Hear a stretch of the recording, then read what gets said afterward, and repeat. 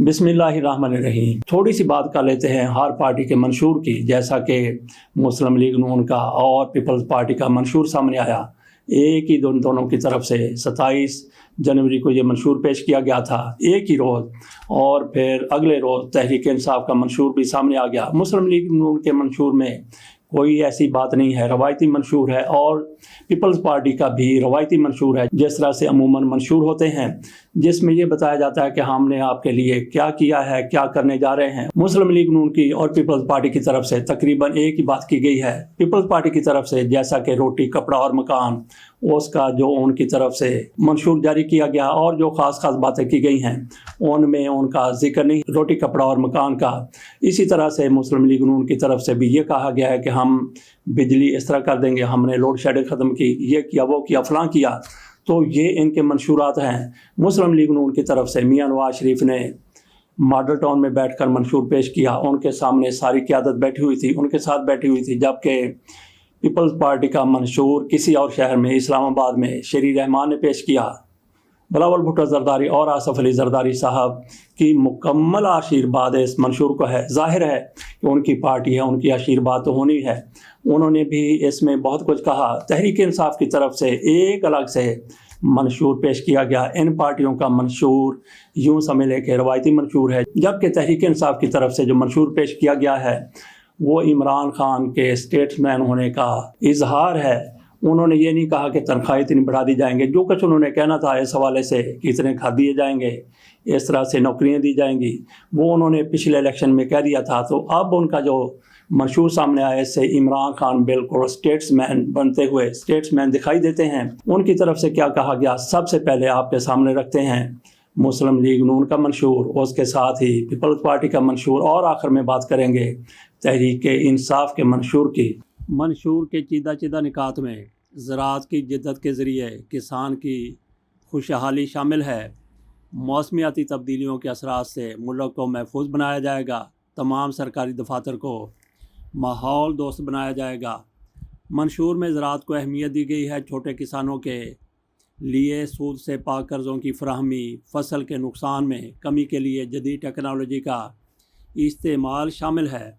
नैब के हवाले से कहा गया है कि इसको ख़त्म कर दिया जाएगा। आइनी, कानूनी, अदालती और इंतज़ामी इस्लाहात की मनसूबाबंदी की जाएगी। आइनी इस्लाहात के ज़िमन में ये भी शामिल है कि आर्टिकल 62 और 63 को अपनी असल हालत में बहाल किया जाएगा। नैब का ख़ात्मा कर दिया जाएगा और पार्लियामेंट की बालादस्ती को यकीनी बनाया जाएगा। मियां नवाज शरीफ साहब का हमेशा से यही दावा रहा है कि पार्लियामेंट की बालादस्ती को यकीनी बनाया जाएगा। हालांकि अब ऐसा करने की कोई ज़रूरत नहीं है, क्योंकि अदलिया खुद सरेंडर कर चुकी है और दूसरे अदारे उनके साथ मियां नवाज शरीफ साहब मुकाबला कर नहीं सकते।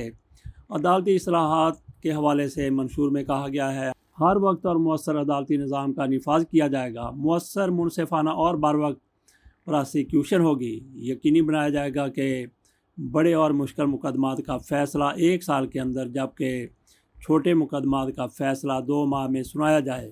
महंगाई में कमी के हवाले से कहा गया है कि PML ने मंशूर 2024 से 2029 में बिजली के बिल्स में 20 से 30% कमी लाने, जबकि 1 करोड़ नौकरियां देने का वादा भी किया है। नून लीग ने सरहदों के पार अमन का पैगाम देने का अज़म किया है।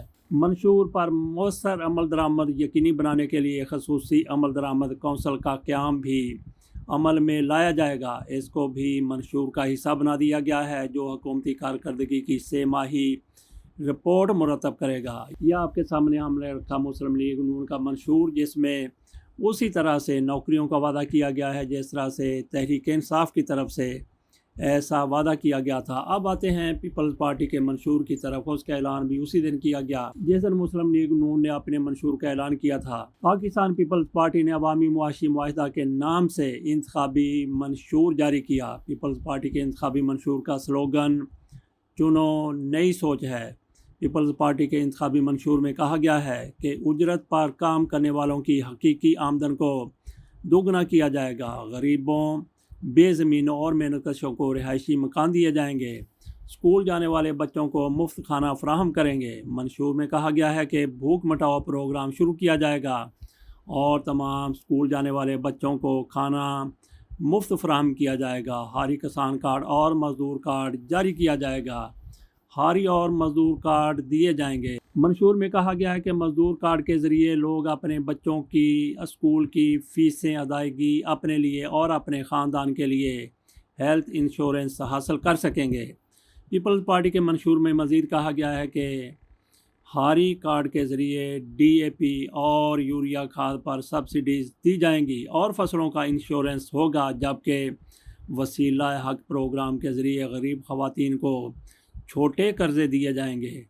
کہ نوجوانوں کو یوتھ کارڈ جاری کیا جائے گا، جس کے ذریعے تعلیم یافتہ نوجوان مرد اور خواتین کو 1 سال تک وظیفہ دیا جائے گا۔ پیپلز پارٹی کے انتخابی منشور میں یہ بھی کہا گیا ہے کہ وسیلہ تعلیم کے ذریعے ہر مستحق بچے کو مالی امداد فراہم کی جائے گی۔ مالی امداد اس بات سے مشروط ہوگی کہ امداد حاصل کرنے والے بچے کی اسکول میں حاضری کم از کم 70% ہو۔ پاکستان کے ہر ضلع میں کم از کم ایک یونیورسٹی قائم کی جائے گی۔ پیپلز پارٹی نے اپنے منشور میں مزید یہ بھی کہا ہے کہ پورے ملک میں پرائمری سطح کے علاج معالجے کی مفت سہولتیں اور مفت دوائیں مہیا کی جائیں گی۔ امراض قلب، جگر اور گردوں کے امراض کا مفت علاج کیا جائے گا۔ علاوہ ازیں پیپلز پارٹی نے الیکشن 2024 سے متعلق اپنی ویب سائٹ بھی لانچ کی ہے۔ ترجمان کے مطابق پاکستان پیپلز پارٹی کی ویب سائٹ ووٹ تیر میں پی پی کا عوامی معاشی معاہدہ بھی موجود ہے۔ یہ آپ نے سن لیا مسلم لیگ نون کی طرف سے جو کچھ کہا گیا منشور میں، پیپلز پارٹی کی طرف سے جو کچھ کہا گیا اپنے منشور میں۔ اب آ جاتے ہیں تحریک انصاف کے منشور کی طرف، جس کا متمع نظر اس میں ان کی طرف سے کہا گیا ہے کہ 5 سال کی بجائے حکومت آئندہ قومی اسمبلی یا اسمبلی آئندہ 4 سال کے لیے ہوا کریں گی، اور اس کے ساتھ یہ بھی کہا گیا ہے کہ وزیر اعظم کا انتخاب براہ راست کیا جائے گا۔